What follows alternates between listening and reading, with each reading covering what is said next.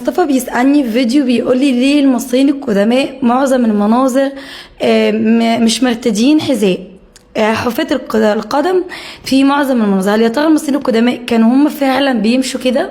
كانوا بيمشوا حافيين ومن غير حذاء في معظم المناظر؟ يبقى في الحقيقة كده احب اقول لكم في معظم المناظر مناظر دنيويه وكمان مناظر دينيه. فلو شفنا مناظر فيها مش مرتديين حذاء فعلى الاغلب ان ده حاجه قدسيه. المصريين القدماء بيقدسوا في المنظر دوت المكان المعبد او الحاجه اللي جوه المنظر. فالمصريين القدماء زي مثلا انت داخل مسجد فبتقلع الشوز بره، فهم نفس الكلام، فهم بيقدسوا المكان فبيخلعوا الحذاء. بقى لو لقينا في مناظر دنيويه زي مثلا في الحقول بيرعوا كده، ده ايه بقى التفسير بتاعه؟ التفسير بتاعه لسهولة الحركة، فهم بيقلعوا النعل عشان يعرفوا يتحركوا المشقة فبيضطروا يخلعوا النعل بس كده.